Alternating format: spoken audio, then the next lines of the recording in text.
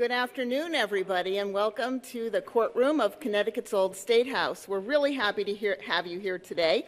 My name is Sally Whipple. I'm the Executive Director of Connecticut's Old State House, and we're here today for a free program that's part of our monthly series called Conversations at Noon.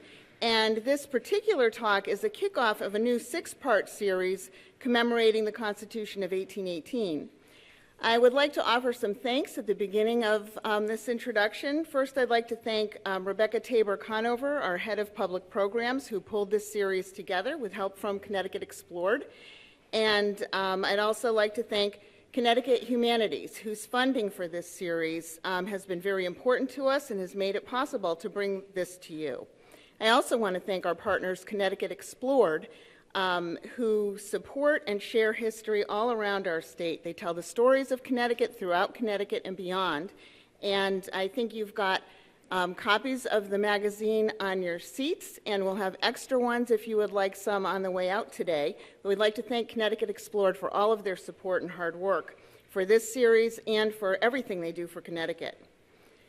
We are very proud to work with Connecticut Explored and with Connecticut Humanities. And we're also very pleased to be able to hold this series in this building where the Constitution of 1818 was discussed and debated. There's nothing like the power of place, and there's nothing like Connecticut's Old State House to show off some of the important things that happened in our state over time and to help us think more clearly about what's happening in our lives today. I'm also very pleased today that we're working with Woodward as the first speaker in this series. He is going to introduce us to the Constitution of 1818 as only he can. He is a wonderful speaker if you haven't heard him before. He is an incredible historian and really a Connecticut treasure. I cannot tell you how many times we go to Walt for help and advice on historical topics and other topics too. And he is so good about sharing information and time and expertise with people all over the state. He publishes articles, books, podcasts. He gives, I think, 1 million talks a year. And he always does it with a flair, with a humor that makes the topic, no matter what it is, meaningful to you and helps you understand your life a little bit better because you understand the past people of Connecticut a little bit better through Walt's work. So we're really happy to have him here today. I want to tell you just a little bit about Walt's official background. He is the 5th state historian for the state of Connecticut. This is a position that was started in the 1930s in preparation for Connecticut's 300th anniversary. The state historian is appointed by the trustees of the University of Connecticut, and Walt is a faculty member at the UConn Department of History. He is also assigned by the legislature to serve on a number of boards and commissions that promote, preserve, and/or research state history. In addition, the Office of State Historian provides information on historical matters to the media, public, and legislature, and maintains active programs of historical research and public outreach, conducting lectures, programs, and teacher education seminars throughout the state. I think it's important that everybody knows the breadth of what our state historians have done over the years and what Walt does today, because history is so important to understanding current events, and Walt is right out there helping to add context to things that we need to know about. Walt is a scholar of early American and Atlantic world history with an emphasis on Connecticut and New England. His research interests cover a variety of subjects, including witchcraft, alchemy, and the history of science, the use of music in early America, and environmental history. Walt Woodward received his PhD with distinction from the University of Connecticut in 2001 and has served as a state historian since 2004. He obtained his master's degree in history from Cleveland State University and his BA in English from the University of Florida. Prior to joining UConn, he was a faculty member of the Department of History at Dickinson College in Carlisle, Pennsylvania. Before becoming a historian, Walt had successful careers in both music and advertising industries.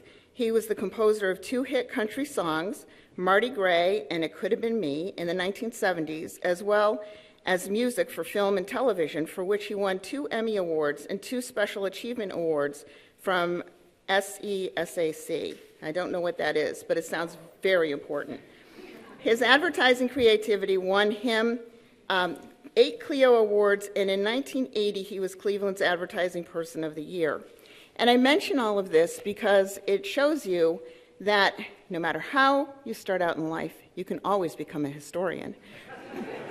But I think it also tells us a little bit about why Walt's storytelling and his ability to take complex issues and make them seem real and vibrant and important to us, why he has that quality. So without further ado, I would like to introduce Walter Woodward.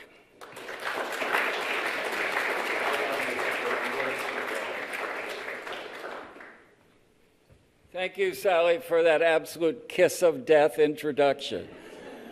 It was really, really nice. And how wonderful to see all you people here. And there are so many really remarkable scholars of the Constitution of 1818 in this room right now that no matter what I do, I'm going to make mistakes, but we've got the people who can correct me right here. So this is very good. My talk today is titled, can we switch over? Survey says, there we go, once, and voila. Trouble in the Land of Steady Habits, How We Got to the Constitution of 1818. The story I'm going to tell you today is, I've actually borrowed a title from someone who is a much better storyteller than I, the great Charles Dickens, because my story is truly a tale of two Connecticuts. And I think because it's both such beautiful prose and because it applies in such precise ways to the conditions in this state as they move toward the Constitution of 1818, that I'm going to steal from him a bit further and use the beginning of A Tale of Two Cities, but not about France, not about England, but about Connecticut, circa right now, 200 years ago. It was the best of times. It was the worst of times. It was the age of wisdom. It was the age of foolishness. It was the epoch of belief. It was the epoch of incredulity. It was the season of light. It was the season of darkness. It was the spring of hope. It was the winter of despair. Now, which you thought it was in 1818 in this state depended very much on which side of the constitutional chasm you found yourself on. In 1818, the land of steady habits was on very shaky ground. This surprised people in Connecticut, many of them, surprised people in the country because Connecticut had long claimed the oldest, most stable, self-elected government in the country.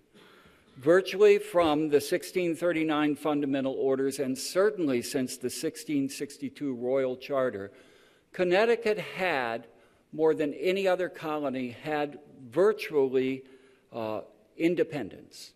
Whereas most colonies, or most of the new states after the Revolution, had to scramble to write new constitutions and create governments, Connecticut stayed the course. They truly were the land of steady habits, but not in 1818. Things were different in 1818. There are a lot of things in this story that as you hear it play out, you're going to think, wow, this could be today. And many of the things that were going on they resonate very much with conditions in this state right now. But everything back then was different, including the very land. It was different than it had been when the first Europeans came here, and it was much different than it is today. In 1636, when Thomas Hooker led his settlers across the wilderness to Hartford, it really was, mostly, this state was a primeval forest, what the Puritans called a wild and savage wilderness, desperately in need of civilizing.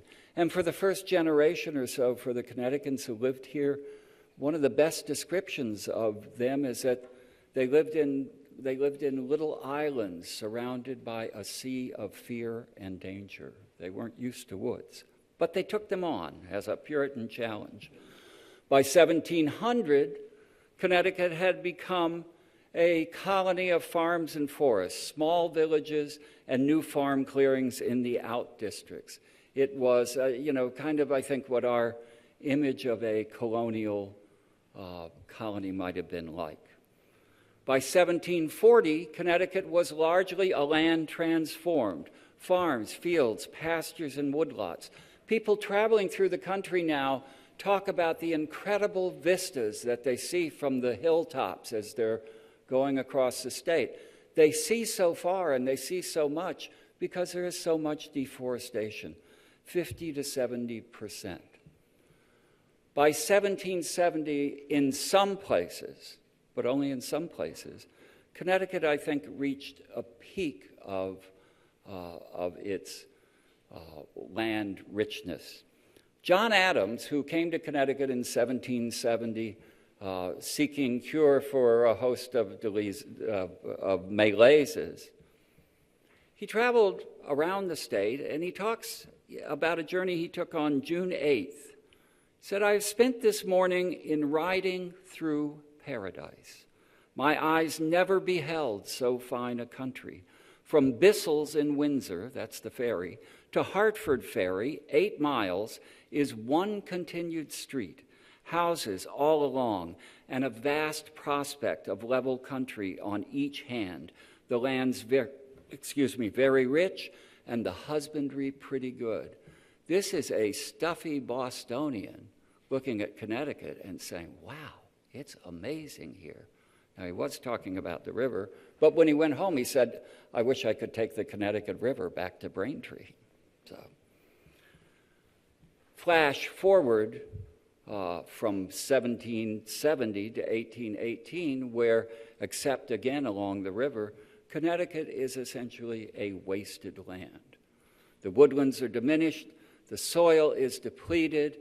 Generation after generation of primogeniture has taken farms that once could sustain families and chopped them up and divided them up till they're too small for a family and they're too infertile even if they were big enough. It's a tough time. By 1818, there was not enough good land left in Connecticut, and there were far too many people for that land to support. In 1818, the climate was different too. We have our own climate headaches today. We worry about climate change, a warming trend that seems to be really threatening. Not the problem in 1818. Connecticut was colder. It was much, much colder than it is today. In fact, Connecticut was coming to the end of a period climatologists call the Little Ice Age that lasted from 1400 to 1850, 4.5 centuries of incredible cold. Pay attention to the paintings that were made in the 18th century of Connecticut and New England. You will frequently see that they are paintings of cold, really tough winter environments. Why are there so many of those paintings? Because there was so much cold and so much winter. It was colder and cloudier by far than it is now. Heating was required without question 8 months a year, not infrequently 10 or 12. Harbors in Connecticut were frozen in May. The growing season was 2 months shorter. If you already have land that's infertile and your growing season gets chopped by 60 days, think of the problems that causes on the hilltops. A Frenchman named Jean-Francois Landolph found himself in New London trying to repair a bunch of ships in November. He talked about a snowstorm he encountered. So much snow fell over a 3-day period that it rose above the windows of the 2nd story and blocked out all light. I had never seen anything like it. I was told this was an ordinary occurrence in the country. It's on the South Shore, New London, November. 6 months later, maybe 7 months later, he is trying to get out in May. He's had enough of Connecticut. Here's how he got out. This is on May 8th, 1779, New London. 12-gauge cannonballs were attached to the ends of 4 long saw blades. Those are factory long saw blades. Cannon pliers dug holes in the ice, which was still more than 15 inches thick. May 8th, New London, 15-inch thick ice. Long lines were traced to guide the blades of the saw, and 40 sailors removed the sawed squares from the harbor with launches. They kept it going from the harbor to the sea, which in another place he reports was over 3 miles away till he hit clear water. This is in May. This is New London, Connecticut, a different climate. 1810 to 1820 was the coldest decade of all in the Little Ice Age. And 1817, the year before the Constitution, is now known as a year without a summer because of the desperate cold of that year. What did that mean for Connecticutans? Well, 90% of Connecticutans were engaged in agriculture in that period.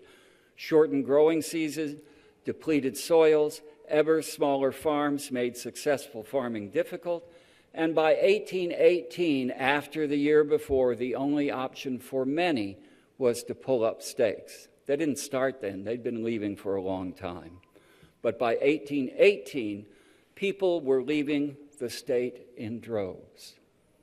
In 1817, Oliver Wolcott, elected as governor, making his report to the General Assembly, said, "An investigation of the causes which produce the numerous emigrations of our industrious and enterprising young men is by far the most important subject which can engage our attention. How do we keep our young people from moving away?" Sound familiar? 1817, 2018. Connecticut's population was stagnant. Let's compare what's going on in America with what's happening in Connecticut. Between 1750 and 1800, the American colonies together, then the United States colonies, population increased by 353%. Between 1800 and 1810, it increased another 36%. Compare what's happening in the nation with Connecticut. 1750 to 1800, 50%, 1/7 of the rest of the country. And from 1800 to 1810, 4%. 4% because already so many people are on their way out. Where'd they go? Well, at first they went up the Connecticut River to Vermont, to lands that many of these Connecticut men had seen during the French and Indian War and later in the American Revolution. At the same time, they were heading west into a Connecticut area of what is now Pennsylvania that Connecticut had claimed as a result of its 1662 charter, a big chunk of Pennsylvania that they creatively named Westmoreland. Gotta love it. After much conflict and falderall, Pennsylvania got to keep the land, so that was kind of off the table for Connecticut. So they went to New York, to upstate by the Finger Lakes, to lands being sold largely by a Suffield native, Oliver Phelps, who had done tremendous investments with another partner in the Finger Lakes region of New York. But by far the magnet for people was that part of northern Ohio, which was then called and is still known to people who live there as the Connecticut Western Reserve. There are parts of this area between the Connecticut border and Cleveland in the northern part of the state that look more like Connecticut than Connecticut. And the people who live there are prouder of having Connecticut connections than many of the people you know here. It's a really interesting thing. I know it because I lived there for many years. Why did they leave? Let's reprise. Land shortage, soil exhaustion, environmental crises that threatened their ability to survive. Inequitable taxation in Connecticut. Isn't that interesting? Somebody wants to sell me a timeshare somewhere. Inequitable taxation. Farms were taxed at a higher rate than commercial enterprises. Imagine if you're a farmer, you don't have enough land, the growing season is shortened, and you have inequitable taxation. How do people respond to taxes that they think are impossible to deal with? They leave. Another factor that was driving people out, and something that's going to be the subject of the rest of this and one other thing, were political oppression and religious intolerance. We don't often think of that as a reason for outmigration, but it's certainly part of what's going on here. By 1818, the venerated and long-touted land of steady habits tradition of political unity was shattered. The godly government of the 1639 fundamental orders was now seen by a majority, probably a small majority of people in the state, as fundamentally flawed. But that was a source of contention. Many years ago, a historian scholar named Vernon Parrington had this wonderful insight about Connecticut that I think is really useful to try to understand how we got to 1818. He said that the government that Connecticutans set up with the 1639 fundamental orders was based on a deeply held Calvinist belief in the total depravity of human nature. It wasn't just that people were bad, it's that they were depraved by nature. Very few were going to be saved. This is God's, the way of the world is that most people are damned from the beginning and can't be trusted. So if you are going to set up, as the fundamental orders called for, a godly government in this new world, you need to take steps to kind of keep those people in line. One of the first steps was to create a state-mandated church, an established church as the community moral enforcer, the grassroots moral enforcer, which all had to attend, except under very strict circumstances, and all had to support with their taxes. So you set up the church as the moral regulator of the community, and at the same time, you set up a government understanding as a fundamental principle that not just anyone could be entrusted with the reins of power. You needed to have the most respectable and the most godly people of proven worth and respectability to run that government. And that's exactly what they did culturally and by prescription. Connecticut had a centuries-long tradition by 1818 of rule by a preferred but not quite aristocratic elite. They definitely felt they were better than most but could mingle with all. That came to be known over the years as the Standing Order of Connecticut. But it had run the politics of the state, and it had benefited from the political preferment that comes with running the political machine for a long, long time.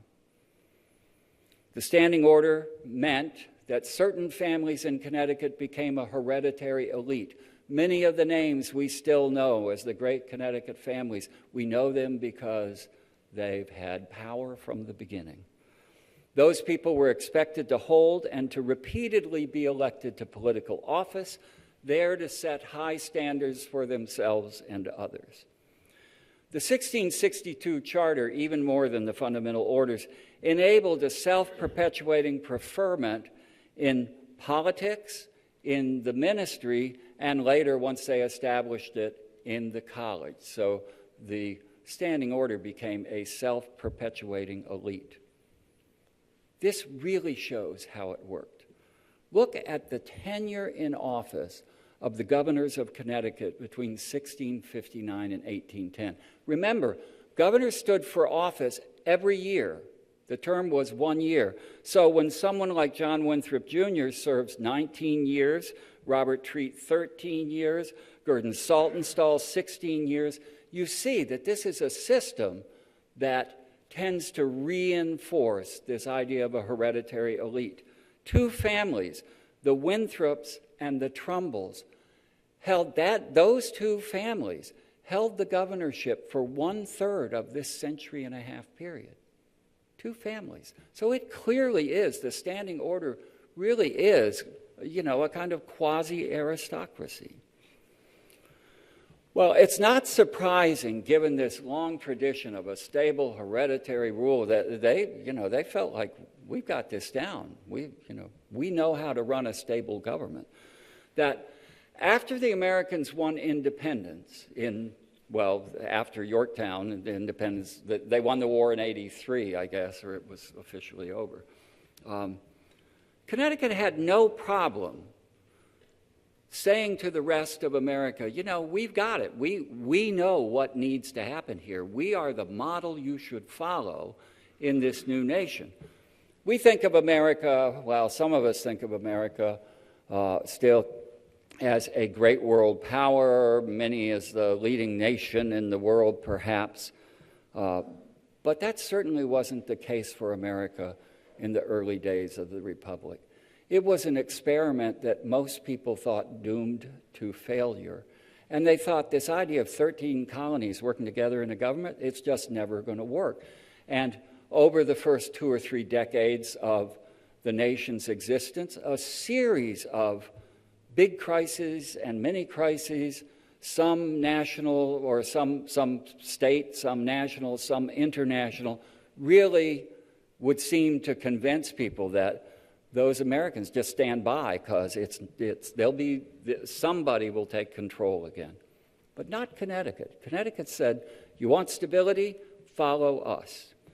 Noah Webster, in Sketches of American Policy, 1785, it was an extension of an article he wrote in the Hartford Courant, said quite explicitly in a pamphlet that helped pave the way for the Constitutional Convention, Connecticut shows how power can be allocated among a central authority, subsidiary jurisdictions, and individual freemen in such a way as to ensure both liberty and order. Such a government is of all others the most free and safe. The form is the most perfect on earth. This is a standing order saying, look at us. You want stability? This is the place. It's that sort of belief that Connecticut had figured out how government should work that I think underpinned the moment at the Constitutional Convention in 1787 when, in July, it absolutely went to gridlock because they couldn't agree on representation, when 2 members of this standing order, Oliver Ellsworth and Roger Sherman, stepped forward to advance the Connecticut Compromise, the decision to have a proportionally representative House of Representatives and an equal representation Senate that, became the model that held the Constitution together. Why Connecticut? Why at that time? In part because Connecticut thought it had the right answers. And they needed answers in this period.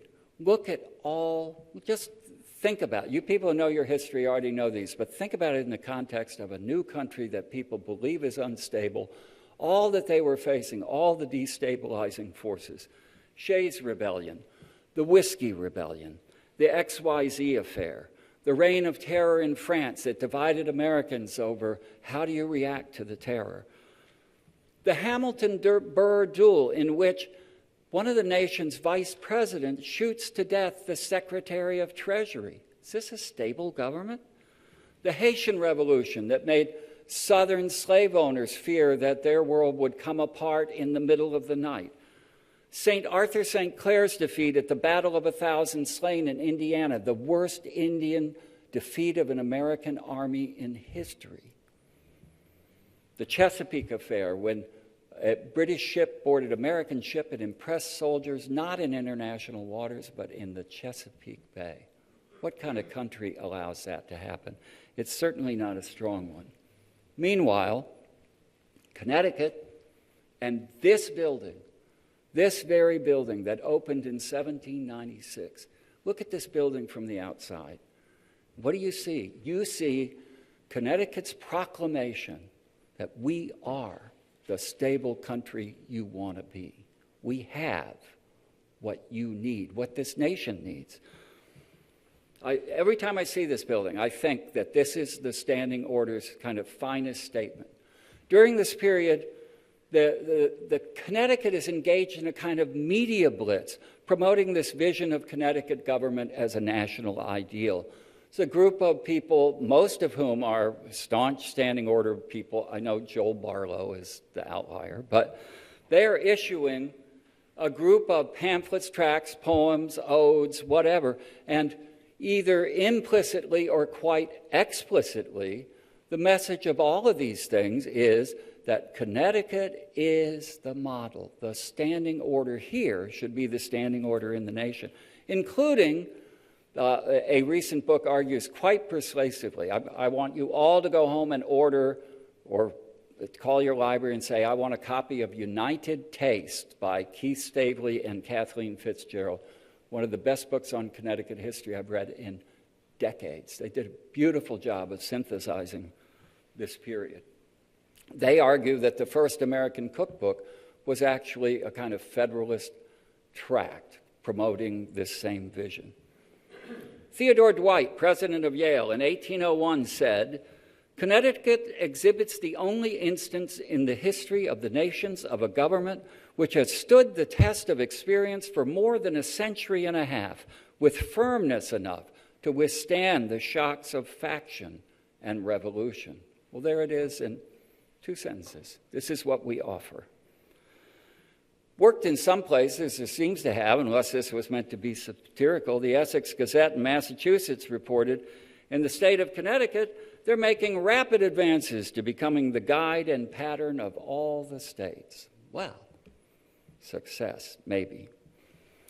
Now, the problem was that if you were a member of the standing order, if you were one of the hereditary families who had benefited from centuries of, or from a century and a half of elite status, generations of elite status, of political preferment, of patronage, of all the spoils of office, of having the best land, the world looked pretty darn good.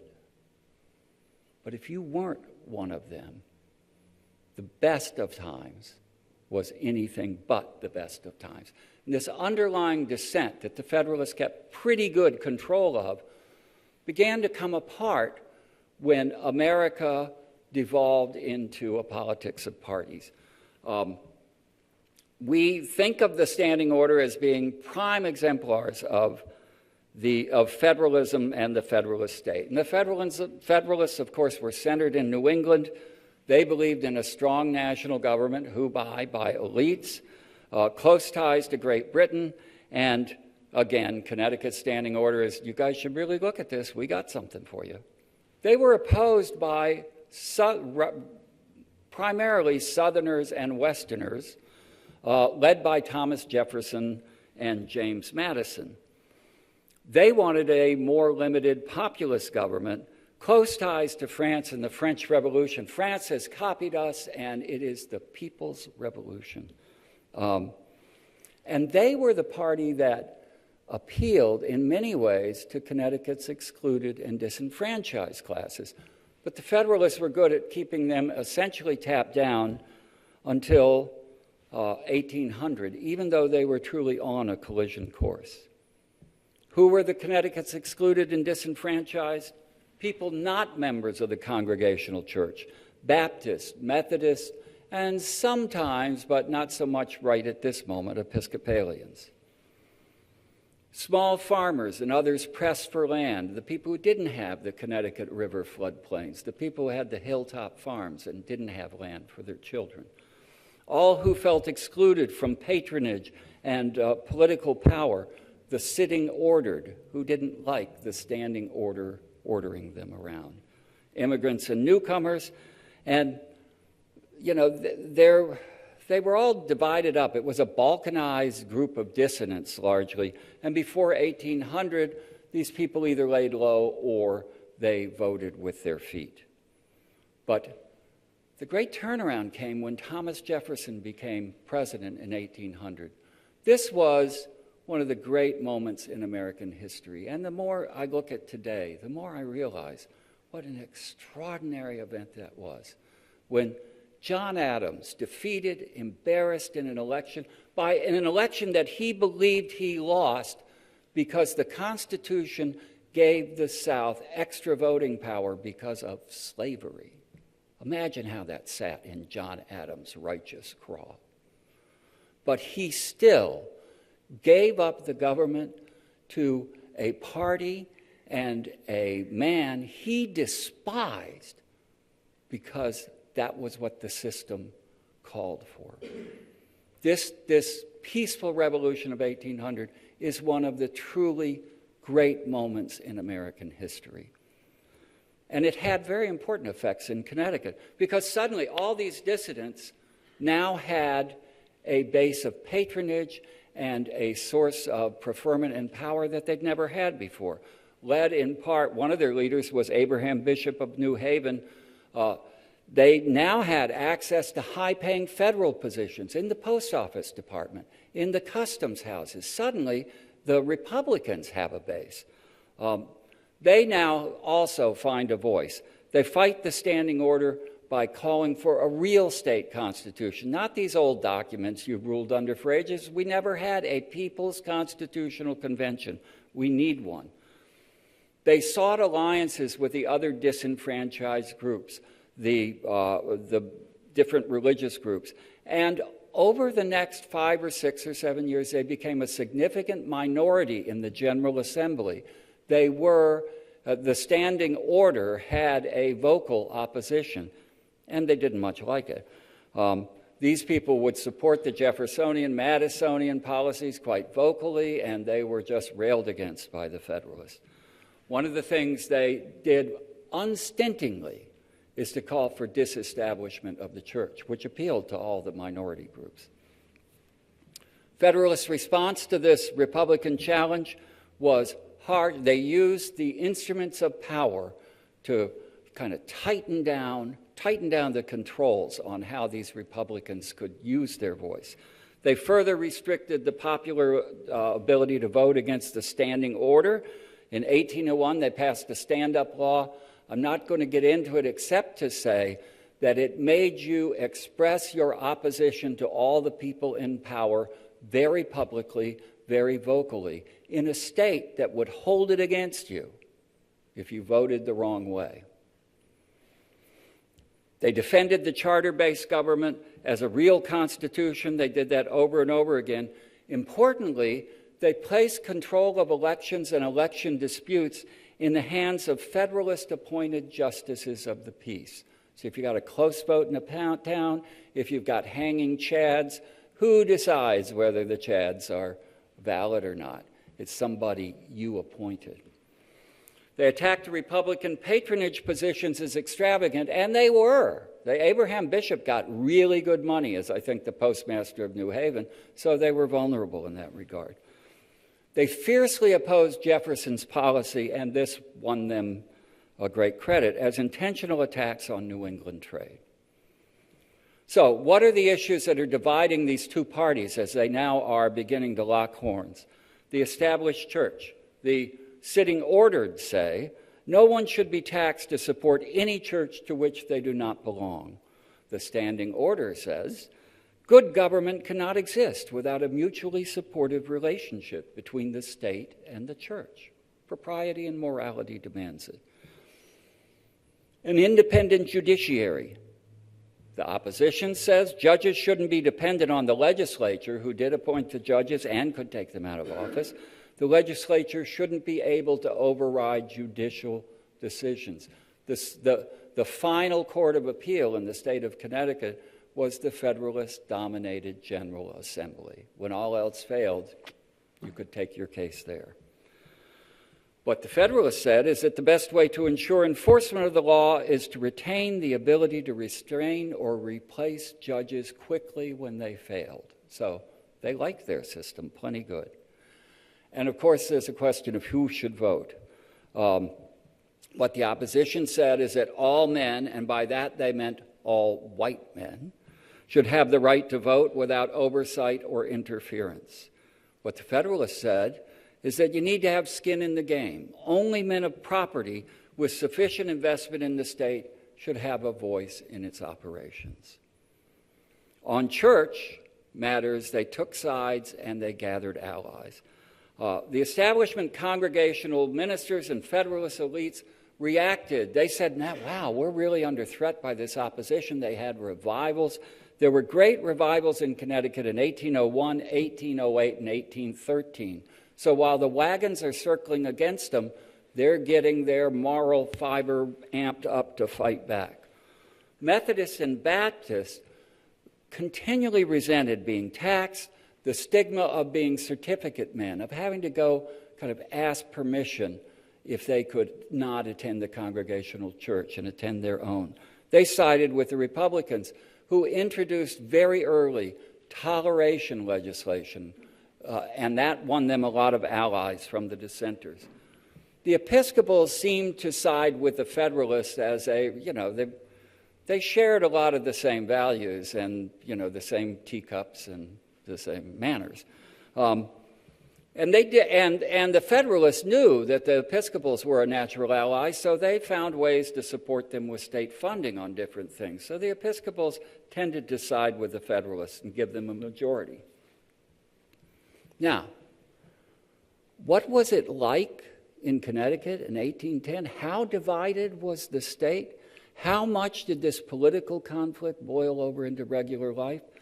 We see political conflict starting to boil over into personal relationships now in ways that I haven't seen in my lifetime since the 60s.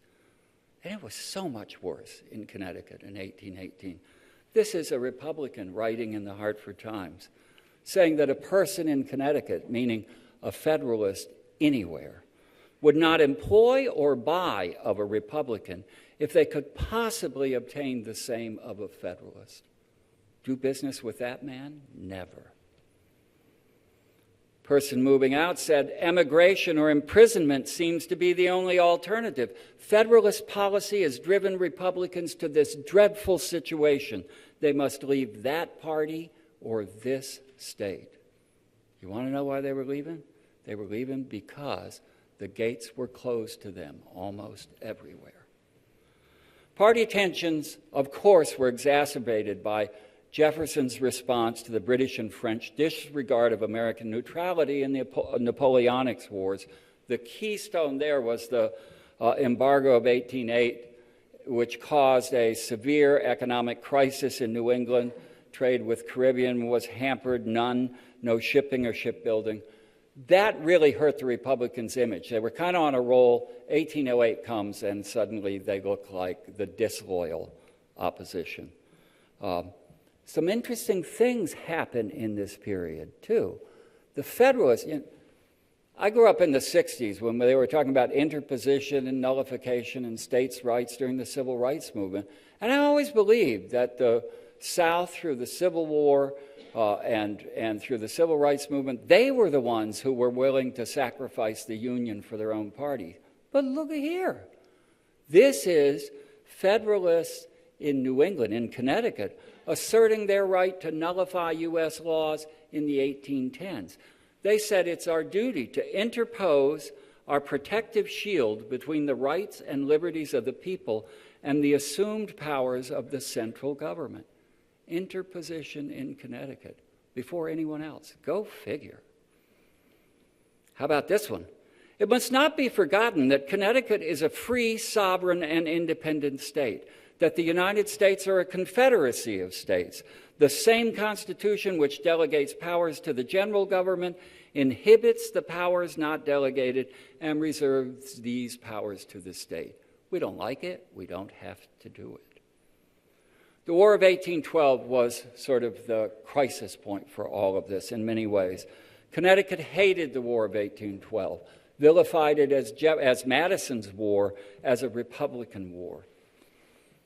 For 2 years, they resisted even helping in the war effort in many, many ways.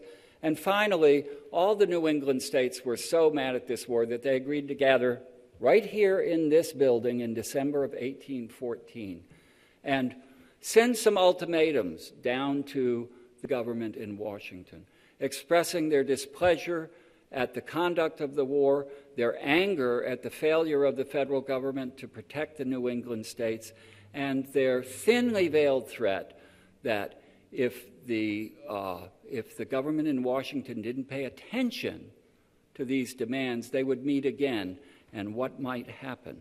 Well, many people thought what might happen is secession. Here's what one paper said as they were anticipating the Hartford Convention. But I shall be told this measure will produce collision.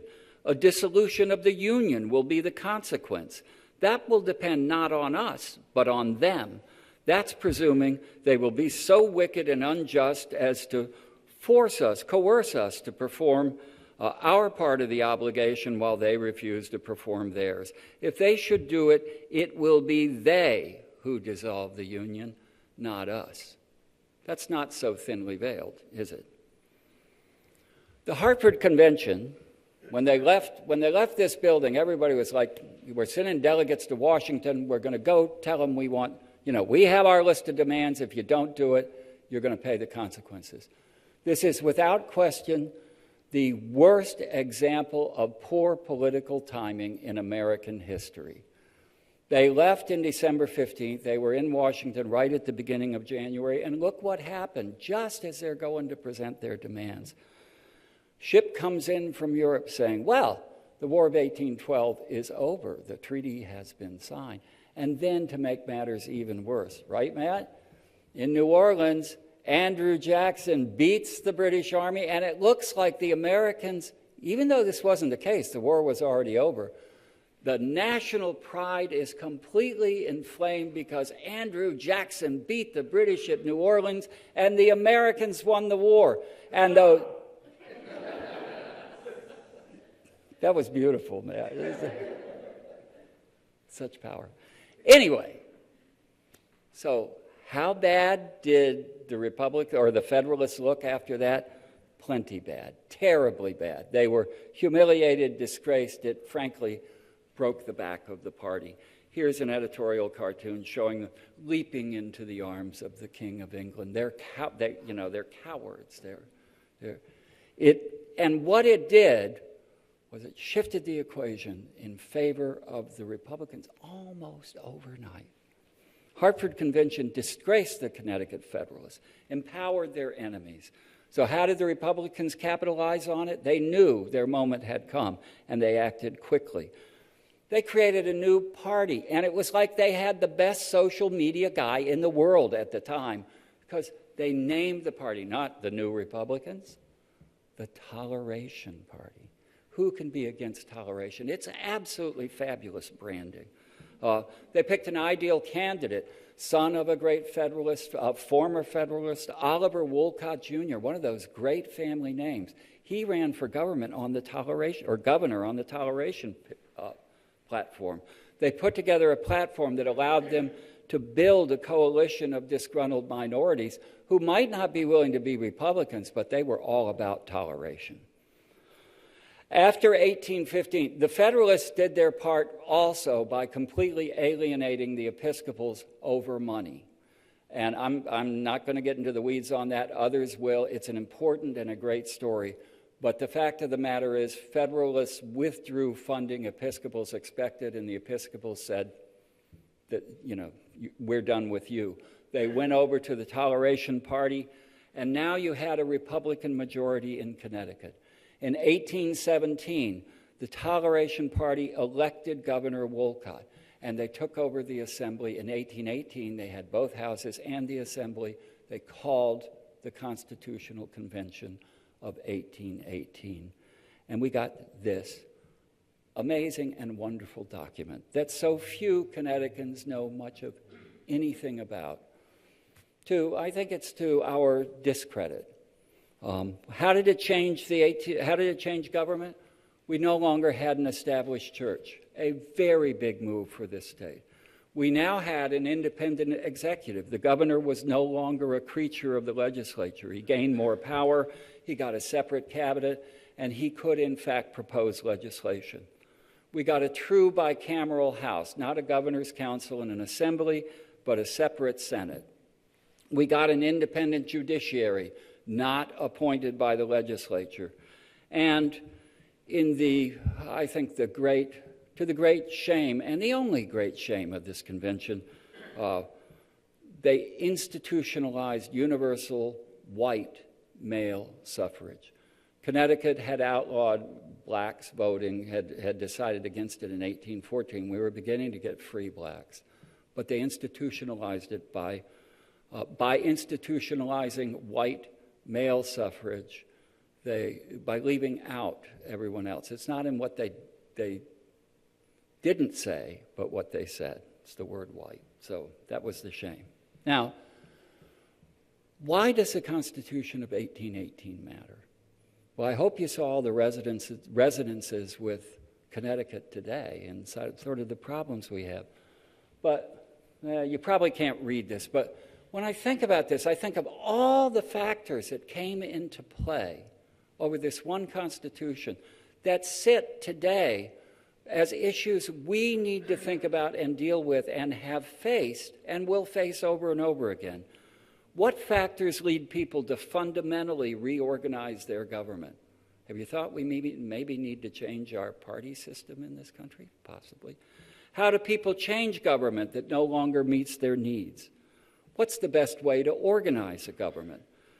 What kind of people should hold government office? How should candidates for office be chosen? Really important. What kind of people should be able to vote? What kind of people, more important, should not be able to vote? Does the way people cast their ballots in an election matter? Which branch of government should have the greatest authority? Should religion play a role in government? Should government play a role in religion? All those questions were on the table, and they fought over them long and hard, and they came up with answers in a document we call the Constitution of 1818. There's much in it for us to think about. There's much in this story that I think provides thought and maybe some guidance for today. So that's our tale of two cities. It was the best of times. It was the worst of times. It's just how you felt about it at the end depended on how you felt after the Convention of 1818. Thanks so much.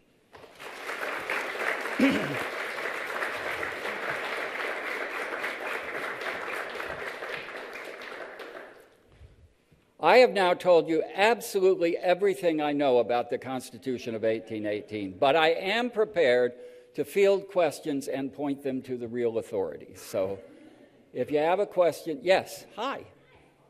So were other states at the same time, hello everyone.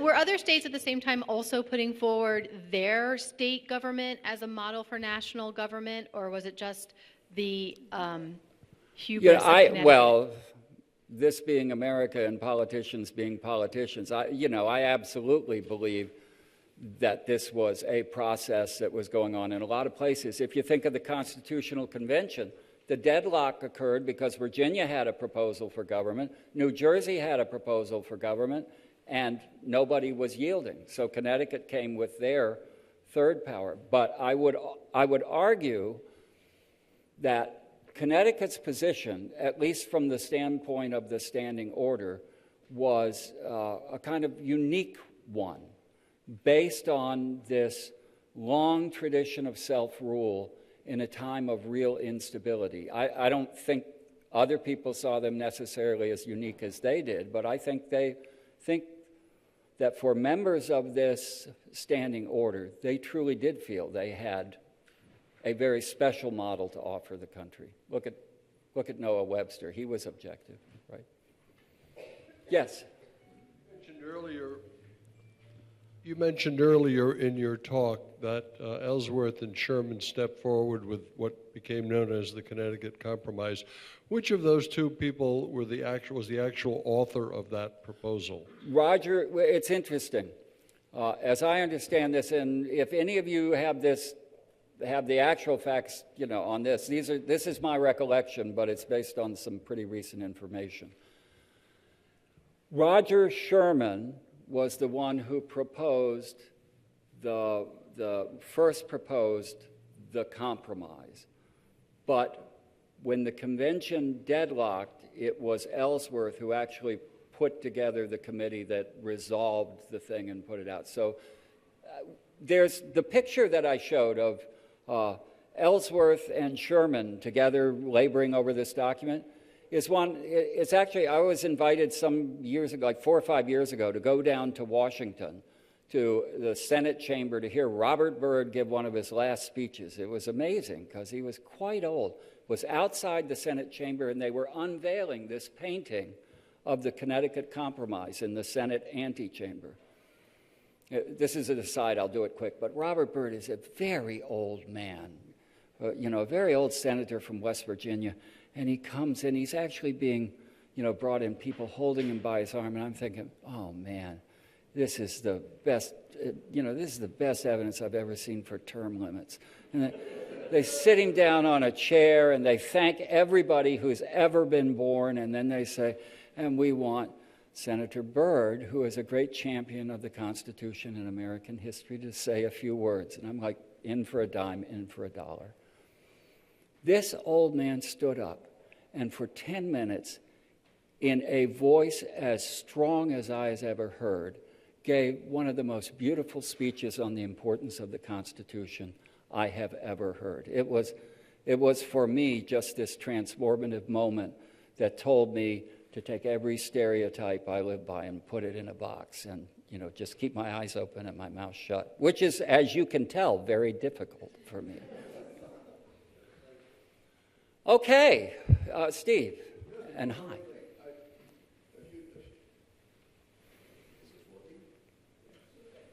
A few years ago, I got intrigued with the question, what turned Oliver Wolcott Jr.?